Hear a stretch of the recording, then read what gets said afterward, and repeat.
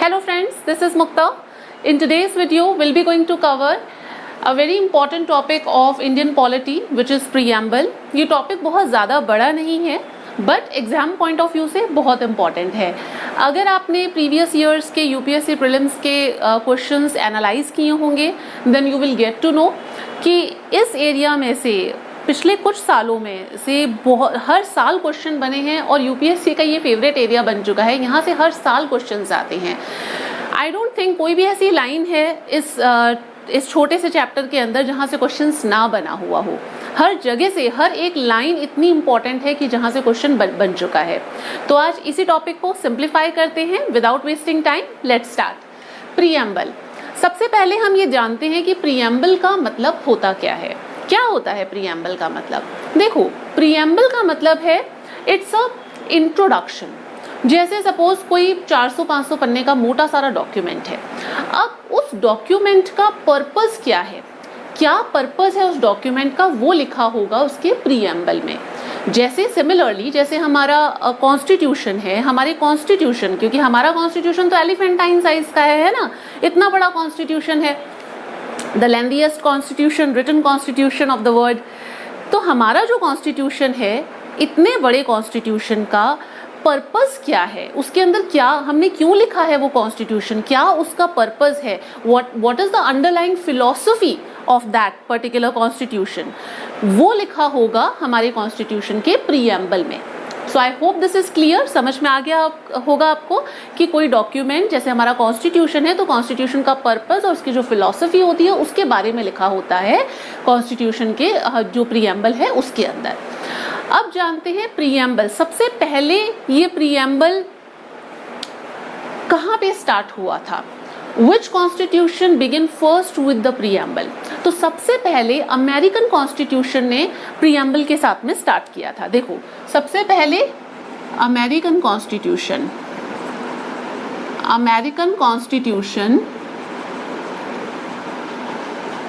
was the first to begin with preamble. इन्होंने सबसे पहले प्रीएम्बल स्टार्ट किया था. और कब स्टार्ट किया था इन्होंने? 1788 के अंदर. खैर 1787 के अंदर बिल मतलब पास हुआ था, 88 में रेटिफाई हुआ था. सो 88. And when these people got independence from Britishers, ऐसे ही पूछ रही हूँ, अमेरिकन को कब मिली थी इन लोगों को ब्रिटिशर्स से freedom? Because they were also in पे भी तो राज किया था ना, तो कब मिली थी फ्रीडम बताओ? जनरल नॉलेज है ये तो, है ना. Very well said. 1776 के अंदर, है ना, 1776 के अंदर. चलो एनीवेज आगे देखते हैं. अब ये जो हमारा प्रीएम्बल है ये किसी ना किसी के ऊपर बेस्ड है. So it is based on what? ये क्वेश्चन प्रीवियस ईयर्स में यूपीएससी प्रीलिम्स में पूछा जा चुका है और स्टेट पीएससीज में भी आई एम वेरी श्योर कि ये क्वेश्चन आया होगा क्योंकि बहुत इंपॉर्टेंट है. So our preamble is based on what? Preamble is based on objective resolution. Objective resolution. अब ये जो ऑब्जेक्टिव रेजोल्यूशन है बहुत इंपॉर्टेंट चीज है. ये ऑब्जेक्टिव रेजोल्यूशन के ऊपर ये बेस था. ये जो ऑब्जेक्टिव रेजोल्यूशन था, this was drafted and moved by home. यही क्वेश्चन पूछा जाता है कि ऑब्जेक्टिव रेजोल्यूशन किसने मूव किया था, किसने ड्राफ्ट किया था. So it was drafted and moved by, पता है आपको? Drafted and moved by Pandit Jawaharlal Nehru and accepted by Constituent Assembly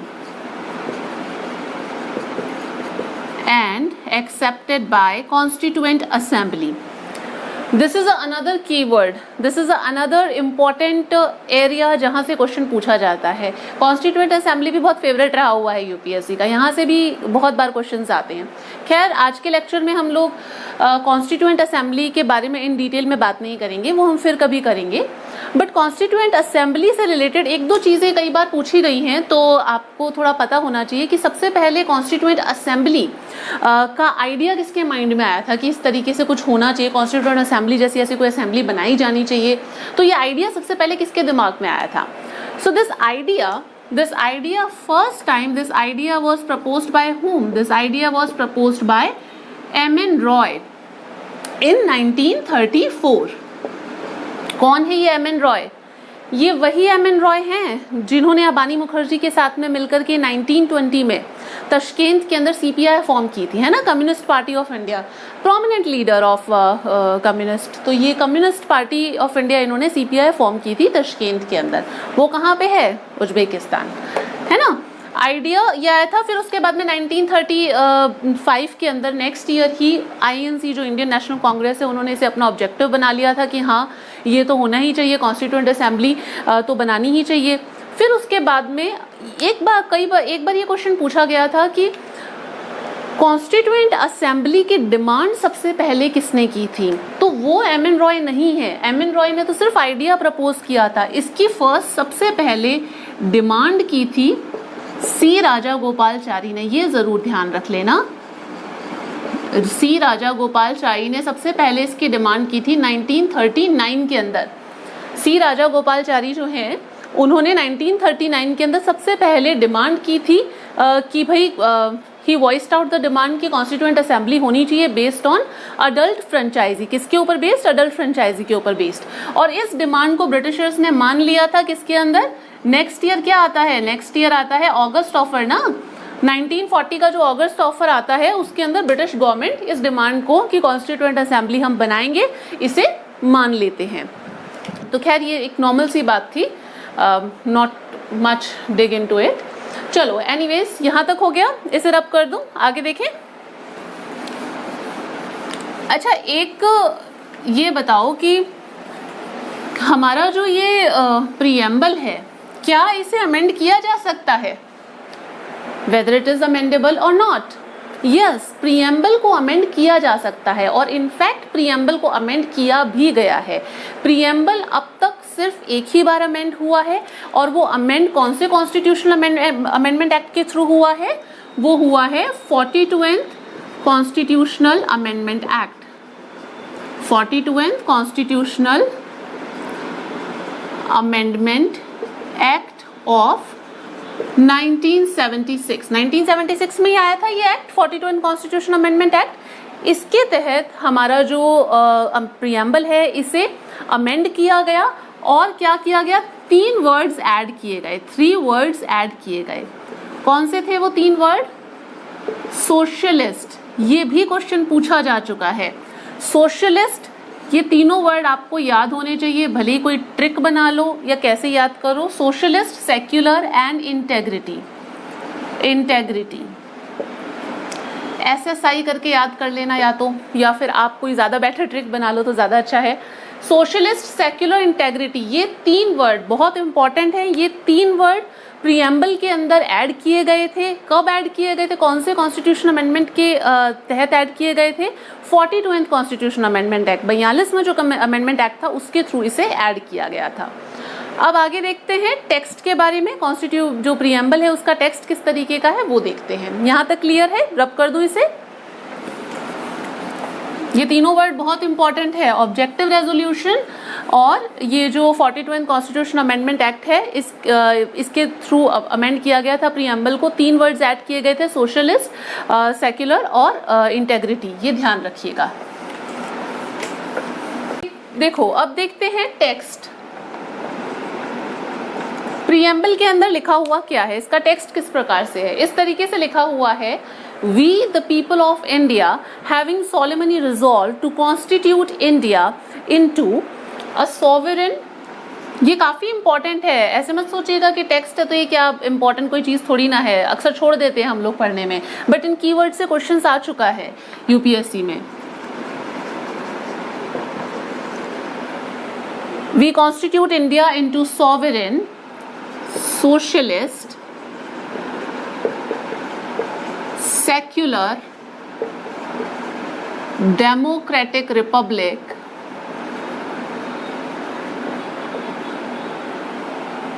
we constitute India into sovereign, socialist, secular, democratic republic and to secure all of its citizens justice, liberty equality and fraternity, fraternity, ठीक है। ये जो keywords हैं आप और कुछ नहीं याद रखें, तो कीवर्ड्स आपको याद रहने होने चाहिए। Sovereign, socialist, secular, democratic Republic, justice, liberty, equality and fraternity. देखो जस्टिस जो है, यहाँ पे जस्टिस का मतलब प्रीएम्बल के अंदर जो जस्टिस कहा गया है उसका मतलब सिर्फ और सिर्फ पॉलिटिकल जस्टिस से ही नहीं है। पॉलिटिकल जस्टिस तो है ही, उसके अलावा यहाँ पे सोशल एंड इकोनॉमिक जस्टिस की भी बात हुई है। सोशल एंड इकोनॉमिक जस्टिस की भी बात हुई है, ठीक है। और सोशल और इकोनॉमिक जस्टिस जो है इसे पुट टुगेदर क्या बोला जाता है? डिस्ट्रीब्यूटिव जस्टिस, डिस्ट्रीब्यूटिव जस्टिस, ध्यान रखना इस बात को, ठीक है। अच्छा, जस्टिस जो है, आइडल्स ऑफ जस्टिस हमने कहाँ से लिए हैं? देखो भाई, हमारा कॉन्स्टिट्यूशन जो है वो तो बोरोड कॉन्स्टिट्यूशन है ना। हमें जिसका जो अच्छा लगा वो उठा करके अपने कॉन्स्टिट्यूशन में डाल लिया, तो इसी चक्कर में तो हमारे कॉन्स्टिट्यूशन का साइज इतना बड़ा हो गया।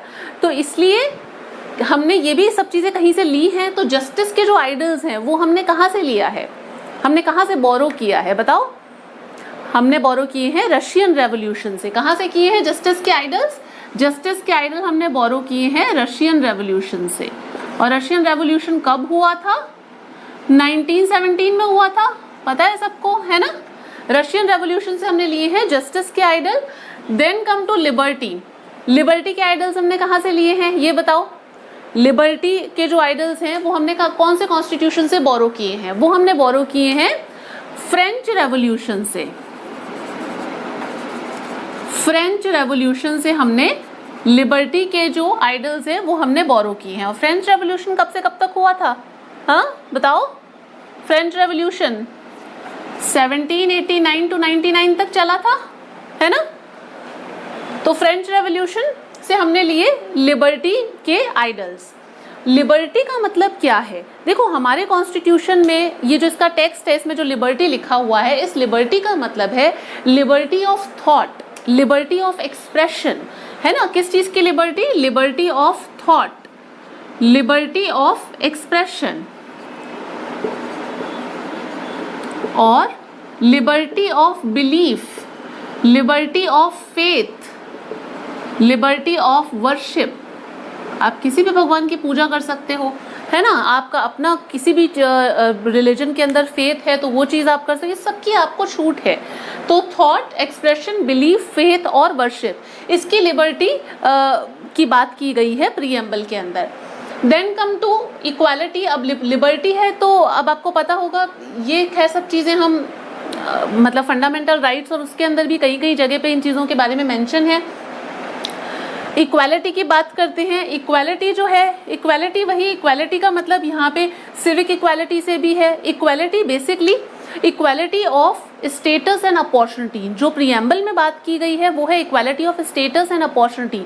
और इस इक्वालिटी के लिए ही हमने हमारा जो फंडामेंटल राइट्स है उसके अंदर आपको ध्यान होगा, फंडामेंटल राइट्स में जो आर्टिकल है, आर्टिकल 14 टू 18 जो है, which talks about what, article 14 to 18 जो है वो इक्वालिटी की बात करते हैं, जिसमें आर्टिकल 14 हो गया विच talks about equality before law.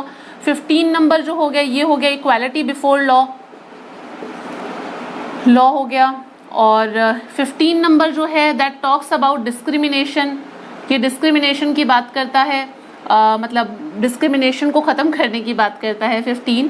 And 16 number जो आर्टिकल है दैट टॉक्स अबाउट जो एम्प्लॉयमेंट है पब्लिक, मतलब उसके अंदर एम्प्लॉयमेंट, उसकी इक्वल अपॉर्चुनिटीज़ की बात करता है। 17 जो है that talks about untouchability. 18 article जो है that talks about abolition of titles. तो इन सब की बात की गई है इक्वालिटी, इन सब आर्टिकल्स में इक्वालिटी की बात की गई है फंडामेंटल राइट्स में। और अगर हम फंडामेंटल राइट्स के अलावा अगर हम ये देखते हैं, अपने डीपीएसपी देखते हैं, तो directive principle of state policies में भी जो आर्टिकल 39 है वहाँ पे भी इक्वालिटी की बात की गई है, इक्वल अपॉर्चुनिटीज़ की बात की गई है मेल और फीमेल के लिए, मैन और वुमेन के लिए। तो ये सारी बातें हमने इक्वालिटी के कॉन्टेक्स्ट में जो हमारे प्रीएम्बल है उसके अंदर बताई गई हैं। फ्रेटर्निटी, फ्रेटर्निटी क्या होता है? फ्रेटर्निटी का मतलब क्या होता है? Fraternity means sense of brotherhood, भाईचारा, है ना, वही चीज होनी चाहिए। और इस फ्रेटर्निटी को ही प्रमोट करने के लिए हमारा जो कॉन्स्टिट्यूशन है that provide single citizenship. India में तो सिंगल सिटीजनशिप है, अगर आप यूएस वगैरह में देखो तो वहां पे डबल सिटीजनशिप है, स्टेट की अलग है और यूनियन की अलग, है ना। तो यहाँ पे फ्रेटर्निटी को, इस जो सेंस ऑफ ब्रदरहुड को प्रमोट करने के लिए ही जो है वो आपका मतलब हमने सिंगल सिटीजनशिप रखी है हमारे कॉन्स्टिट्यूशन में।